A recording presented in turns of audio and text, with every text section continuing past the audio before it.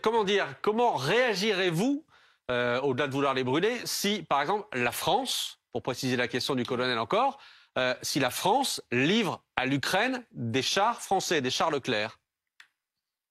On a très très peur. Vraiment, on est paniqué.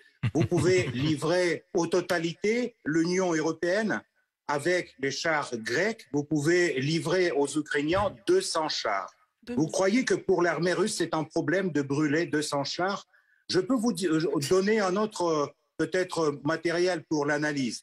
Vous avez refusé le gaz russe. Aujourd'hui, vous êtes en train d'acheter le gaz américain 3 fois plus cher. Vous allez fournir vos chars aux Ukrainiens. Et récemment, vous allez acheter les chars américains, les Abrams, 3 fois plus cher. C'est ça la guerre, le prix de la guerre en Ukraine pour l'Europe. C'est votre choix.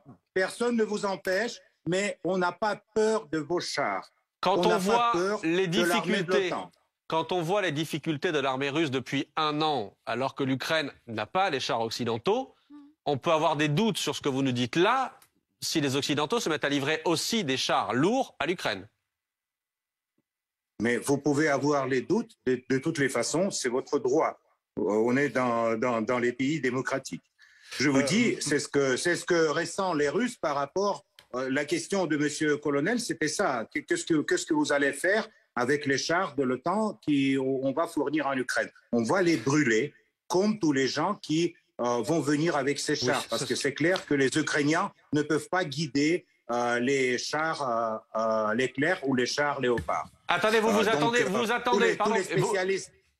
Piotr Tolstoï, pour parler concrètement, vous vous attendez à ce que s'il y a des livraisons de chars occidentaux, il y ait à l'intérieur de ces chars des soldats occidentaux? Pour vous, les Ukrainiens ne pourront pas s'en servir? Mais bien sûr, parce que pour, je ne sais pas si peut-être vous pouvez demander, Monsieur le Colonel, pour avoir le service technique d'un char, il faut toute une équipe qui fait ce service après chaque bataille. Il faut avoir un opérateur qui est qualifié, qui connaît comment on peut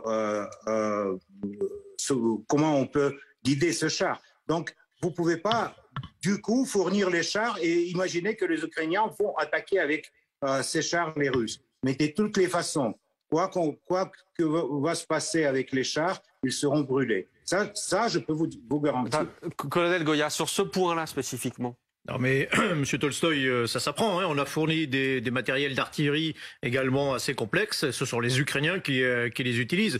Ce sera la même chose avec les chars de bataille que nous fournirons. Les Russes d'ailleurs la même chose. Ils fournissent les chars au monde entier et oui. D'autres pays apprennent à utiliser les chars russes. Mais Piotr Tolstoï, on a l'impression finalement qu'il n'y a pas beaucoup de réaction du côté de la Russie. Est-ce que, après tout ce qu'on a vu, les armes qui ont été fournies les unes après les autres par les pays occidentaux, on a l'impression finalement que vous n'avez pas vraiment de moyen de réaction? On n'a pas peur des armes qui ont fournies par les Occidentaux parce que chaque jour, dans tous les bilans du ministère de la Défense, on a 2 systèmes artillerie français qui est éliminé. On a 3 systèmes HIMARS américaines qui sont bombardés. Donc, vous inquiétez pas, tout ça va se retrouver, je ne sais pas, en Turquie pour le métal très bientôt. Et on a bien compris, pardon, mais si, comme vous n'avez pas peur des armes occidentales, vous vous protégez en mettant des batteries de défense antiaérienne à Moscou, c'est pour ça que vous les mettez là. Diamancel. J'ai une question. Je comprends pas, Piotr, la stratégie militaire du président Poutine. Il a accepté une vague, une campagne de terreur en tirant des dizaines de missiles pratiquement par jour contre soi-disant des cibles d'infrastructures énergétiques. Mais par exemple, le 14 janvier dernier, à Dnipro, c'est un missile KH-22 qui a été tiré. Et vous le savez comme moi, c'est un missile qui a été retiré du service en 2007 parce qu'il est très peu précis et qu'il emporte une charge d'1 tonne qui fait des dégâts considérables. Et du coup, ce missile a fait abattre un immeuble complet d'habitation avec plus de 72 appartements. Il a fait au moins 45 morts. C'est ça le ciblage, la capacité de l'armée russe, ou c'est juste parce que vous avez même plus les munitions nécessaires pour pouvoir les guider sur vos objectifs? Écoutez, les histoires que les Russes n'ont plus de munitions, ça dure déjà des mois. Je n'ai pas dit ça, je dis pourquoi vous lancez un missile que vous savez complètement obsolète et qui va faire des destructions massives dans une ville. C'est comme ça que vous libérez une ville, c'est ça? Ok, permettez-moi de répondre. Alors, on n'a pas le déficit de munitions. On va tirer encore, on a beaucoup de missiles. Ça, c'est la première chose. La deuxième chose, vous avez demandé la stratégie de M. Poutine. Oui. Peut-être la stratégie de M. Poutine, c'est la stratégie pour ne pas que vous le compreniez. C'est ça la stratégie. Ah oui, ça c'est sûr qu'on le comprend pas. C'est clair que vous êtes déjà dans le vague. Et ce qui concerne cette histoire sur Dniepr, donc c'est la missile antiaérienne ukrainienne qui a abattu le missile russe sur l'immeuble. Ça a été reconnu même par les officiels en Ukraine. Donc, tous ces histoires que les Russes... C'est faux, je tiens à vous le dire, Piotr, parce qu'il y a un journaliste de Russia Today qui a essayé de me vendre cette histoire, cette sornette, que c'était un missile anti-aérien ukrainien qui avait détourné le Kh-22. Ouais. Sauf que si vous aviez un tout petit peu de connaissances militaires, vous sauriez qu'on ne sait pas intercepter un missile Kh-22. Donc, c'était même pas envisageable. Et quand vous avez tiré ce missile Kh-22, vous saviez que vous alliez commettre des destructions massives.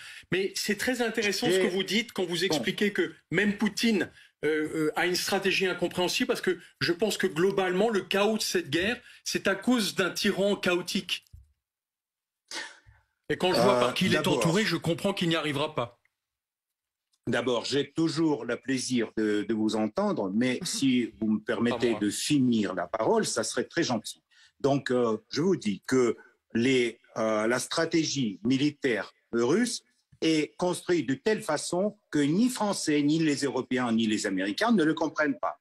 Ça, c'est plus ou moins clair, et j'espère que vous avez eu le temps pour analyser l'absence de votre compréhension en stratégie. Ce qui concerne la missile ukrainienne qui a détourné la missile russe sur la maison, ça c'est une chose pour nous en tout cas prouvée. Vous êtes dans votre paradigme des mythes construits par la presse occidentale, vous pouvez rester dans ce paradigme. Mais je peux vous dire une autre chose qui peut-être va vous intéresser. Si la Russie visait les civils dans cette guerre, on était déjà plusieurs fois à Kiev. On a l'armement qui peut brûler des kilomètres de front en avant, mais on ne l'utilise pas justement parce que les Russes ne visent pas les civils dans cette guerre. 30 000 déjà victimes. 30 000 déjà victimes, Piotr Tolstoï. 30 000 victimes civiles, morts ou tuées, morts ou blessés, pardon. 30 000. Minimum 30 000, Piotr Tolstoï. Mais vous sortez ces chiffres d'où dans votre Mariupol, la ville Mariupol, vous l'avez rasée. 30 millions. Mais je vous dis 30 000, je vous dis 30 000. Sergei Girlov, ensuite Ulysse Gosset. Sergei Girlov. Petite question, M. Tolstoï, vous étiez tellement sûr que vous avez la force russe qui va bien évidemment détruire tout le temps et le monde entier. Où est-ce que se trouve... Pas tout le temps, seulement les chars. Attendez, laissez-moi finir de vous poser la question, vous répondrez après. Ouais. Vous êtes fier de votre armement. Où se trouve votre char Armata que vous avez présenté pendant des années? Où se trouve ce char Armata sur les champs de bataille? Pourquoi M. Poutine a limogé M. Rogozine? Parce que justement, M. Rogozine n'arrivait pas à fabriquer les missiles, y compris Sarmat. Pourquoi M. Poutine a limogé son responsable de l'agence cosmique? D'abord, le départ de Rogozine n'a rien à voir avec les Sarmat. Sarmat, ils sont construits et ils sont aujourd'hui dans l'armée russe. Deuxièmement, ce qui concerne les chars Armata, ils ont été remplacés par les chars T-90, et vous le connaissez bien, ça c'est les chars mieux que les chars américains Abrams. Mais je peux vous dire que, évidemment, comme dans n'importe quel pays du monde, comme dans n'importe quel pays du monde, la Russie a des difficultés à avoir beaucoup d'armements en même temps. Mais comme vous peut-être déjà remarqué, on n'a pas ni le déficit du char, ni le déficit des missiles, ni le déficit des bons commandants sur le terrain dans l'armée. On a malheureusement beaucoup d'armements et beaucoup de munitions qui arrivent en Ukraine de l'Europe. mais on va tôt ou tard en finir avec ça aussi. Parce que ça n'est pas fini. Et on a bien compris ces derniers jours que ça n'était pas fini. On va finir avec d'abord les électrostations, après les ponts et les tunnels par lesquels vous êtes en train de fournir l'armement en Ukraine. Ça ne va pas tarder, mais étape par étape, on s'approche à notre but de cette opération spéciale militaire. Donc, de quel pont et de quel tunnel vous parlez, Piotr Tolstoï? De quel tunnel? Le tunnel dans les montagnes de Carpates, où arrivent les trains de Pologne sur le territoire ukrainien. Vous connaissez. On a bien compris, Monsieur Tolstoï, que la guerre serait longue. La question que je me pose, c'est comment vous voyez la relation entre la France et la Russie. La France fournit des armes de plus en plus puissantes, l'Allemagne aussi, mais entre Paris et Moscou, est-ce que vous considérez aujourd'hui que la France est un pays ennemi, premièrement, et deuxièmement, est-ce que vous envisagez que cette guerre longue puisse déborder les frontières de l'Ukraine et qu'on entre dans un conflit avec la Pologne, avec l'Allemagne, avec la France? Est-ce qu'il y a un risque que cette guerre devienne une guerre en Europe et pas simplement aux frontières de l'Europe? Écoutez, quand vous me demandez si la France est un ennemi, la France mène contre mon pays une guerre économique déjà 8 ans, 9 ans. Et la France, comme vous avez reconnu, aujourd'hui fournit aux Ukrainiens les matériaux militaires. Donc, bien sûr, la France, pour nous, c'est un ennemi. Comme d'ailleurs l'Allemagne, comme d'autres pays de l'Europe qui aujourd'hui participent à une guerre du côté ukrainien de façon militaire, qui aujourd'hui ne donne pas aux Ukrainiens la possibilité d'avoir les négociations avec les Russes et ne donne pas la possibilité de terminer la guerre. Donc c'est votre responsabilité, c'est pas la nôtre. Ce qui concerne le futur, vous demandez si, par exemple, cette guerre dure encore 2 ans, 3 ans, 5 ans, s'il ne va pas déborder le territoire ukrainien. On va voir, ça va dépendre de votre participation, de la participation des pays de l'Europe dans cette guerre. Vous allez maintenant donner les chars, après vous allez donner des avions, après vous avez envoyé légions étrangères ou je ne sais pas quoi. Donc, dès que les soldats étrangers seront sur le territoire de l'Ukraine, les soldats de l'OTAN, pour nous, ça serait, comme aiment dire les Américains, une ligne rouge. Donc, tout dépend de vous, en fait, dans cette guerre et dans le futur de cette guerre. Nous, on n'a aucun intérêt de continuer ça pendant 2 ans ou 3 ans. Ce que l'on voit, c'est que vos lignes rouges, elles ont beaucoup reculé, Piotr Tolstoï. Vos lignes rouges, elles ont beaucoup reculé. Quand on voit, la globalité de toutes les armes occidentales qui ont été livrées aux Ukrainiens, en réalité, vous ne pouvez pas réagir face à ça. Vous ne savez pas réagir face à ça. Là, aujourd'hui, vous nous dites que la prochaine ligne rouge, ce sera quand des soldats occidentaux viendront faire la guerre sur le sol ukrainien, ce qui n'est pas du tout prévu, évidemment. Mais si cette ligne rouge, si c'est votre ligne rouge aujourd'hui, avant ça, il y a beaucoup d'étapes, notamment en termes d'armement. Les chars, l'aviation, effectivement, vous-même vous le disiez, ça va en faire des armes contre vous. Non, mais quand vous dites beaucoup d'États, vous pensez que tous ces États, c'est les États de l'Union européenne, Grande-Bretagne, les États-Unis et Australie. Évidemment, je parlais beaucoup d'étapes. Des étapes. Oui, Australie. Oui. Et donc, quand les gens ils se réunissent contre la Russie, pour nous, c'est pas quelque chose, c'est pas une nouveauté, c'est pas quelque chose très paradoxal parce que ça a été déjà dans notre histoire. Donc, nous sommes prêts. Quand vous dites que les chars c'est une ligne rouge, je vous ai dit, ils seront brûlés comme étaient à l'époque brûlés les chars allemands sur le territoire ukrainien. On va juste répéter l'histoire. Parce qu'en fait, les Ukrainiens, ils mettent les mêmes symboles sur les chars que mettaient les troupes d'Adolf Hitler. Malheureusement, ils ne sont pas les nazis. Non. Ils mettent le même symbole, mais pour les Français, ils ne sont pas les nazis. Ils sont les victimes de la politique agressive de la Russie. Donc, on va éliminer tout ce public et on va s'arrêter à la frontière ukrainienne. Et on va regarder dans les yeux à des politiciens européens qui appellent sans cesse à accélérer la guerre et gagner la guerre sur le terrain. Donc, on va regarder à des yeux au monsieur Borrell ou à les autres grands politiciens qui aujourd'hui pensent qu'ils peuvent gagner la guerre contre la Russie. Et on va attendre leurs propositions sur le futur monde, sur la future sécurité européenne.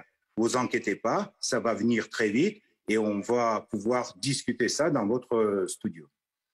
Qu'est-ce que vous pensez de la Turquie, puisque la Turquie, bien qu'elle n'applique pas les sanctions économiques, livre massivement des drones à l'Ukraine, il livre aussi des drones à l'Azerbaïdjan, alors que la Russie d'ordinaire défend l'Arménie. Pourquoi vous ne qualifiez pas la Turquie d'ennemi? Ils sont très malins, les Turcs, parce que ils n'ont pas osé exploser les gazoducs comme ça fait les Européens.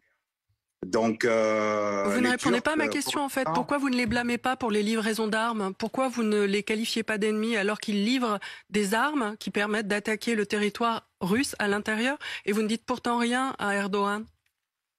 Parce que avec la Turquie et avec M. Erdogan, on a d'autres terrains de coopération, notamment coopération économique, importants pour nous dans cette période.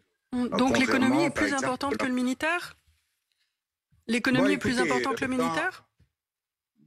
L'économie, c'est important, mais j'ai dit que les Turcs, ils n'ont pas osé exploser les gazoducs. C'est ce qu'ont osé les Européens ou les Britanniques ou les Américains, je ne sais pas qui. D'ailleurs, vous ne savez pas qui a fait exploser le Nord Stream?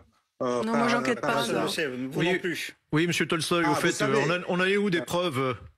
Ça fait quand même plusieurs mois que vous annonciez la fourniture de preuves accablantes sur l'application britannique.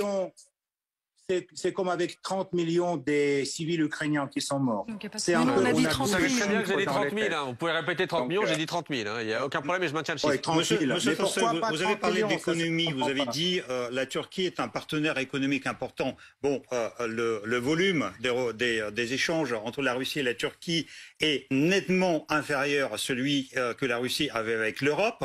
Et en fait, vous avez provoqué les sanctions avec votre principal partenaire économique qui vous permettait de gagner de l'argent et en plus qui vous vendait tout ce que vous ne produisez pas. Est-ce que vous croyez que c'est quelque chose de sensé? Mais ce n'est pas nous qui avons entendu les sanctions contre les Européens, c'est les Européens qui, après Washington et Londres, on entendait les sanctions contre la Russie. Et ce n'est pas votre décision, ce n'est pas une décision européenne. C'est la décision qui a été prise à Washington. Pour nous, c'est clair, parce que pour l'Europe, ça n'a aucun sens de mener une guerre économique contre la Russie.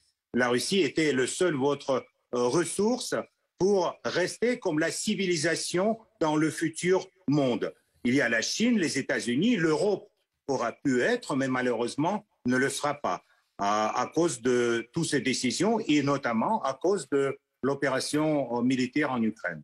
Mais ça, c'était votre choix. Nous, on était toujours pour la coopération avec l'Europe. Nous avons beaucoup de téléspectateurs, Monsieur Tolstoy, nous avons beaucoup de téléspectateurs qui, en vous regardant, se demandent si vous vivez sur la même planète que nous ou bien si vous n'êtes pas dans un monde parallèle.